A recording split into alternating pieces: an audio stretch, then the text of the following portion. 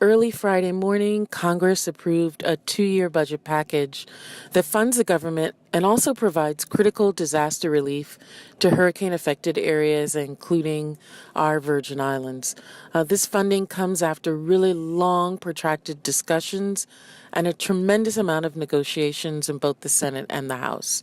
I'm really grateful for the work that Senator Chuck Schumer, a Democrat of New York, engaged on behalf of the Virgin Islands and Puerto Rico in his negotiations with Senator Mitch McConnell, the majority leader in the Senate. And of course, I want to thank the support of Governor Mapp and his team in making this happen.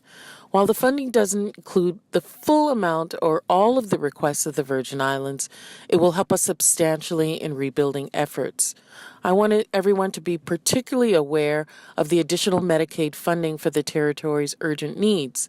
The islands are going to be provided with approximately $142 million in additional funds through September 2019, with 100% federal match for those funds. This measure also provides the Virgin Islands with 5 years of significant additional funding through a higher rate of rum excise tax revenue that's going to be paid to our Treasury. I want everyone, however, to be aware that, and put this in context, with last month's Tax Cuts and Jobs Act bill, when that bill was passed by the Republican majority, there were some unintended consequences that are going to happen to the Virgin Islands, providing disincentives to companies operating in the Virgin Islands due to foreign tax treatment. Additionally, there will be a loss of revenues to the general funds due to a reduction in the individual tax brackets, along with the lack of reimbursements to the Earned Income Tax Credit and the Child Tax Credit. Tax experts have told us that this loss can range from $100 million to several hundreds of millions of dollars each tax year. So passage of this bill, the bicameral bipartisan budget agreement, lifts the caps on defense, but also takes care of some significant measures for us.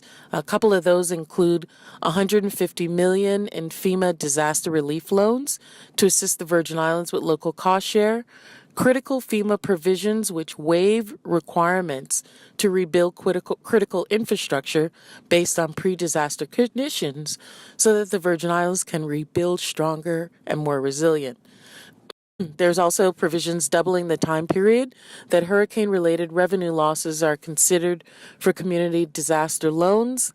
There's also $11 billion in CDBG loans reserved for the Virgin Islands and Puerto Rico, of which $2 billion shall be used to improve the electric system. All of the Army Corps of Engineers projects in the Virgin Islands using the funds will be conducted at full federal expense, meaning that we do not have to match or provide a percentage of those funds when it is done by the Army Corps of Engineers. And $3.6 billion is going to the Agriculture Department, disaster-related activities for crops, trees, bushes, vines, and livestock losses from the hurricanes. And under that program, payments will not exceed 65% of the loss of producers, or 85% for those that did. $400 million is for Farm Service Agency to provide emergency conservation efforts.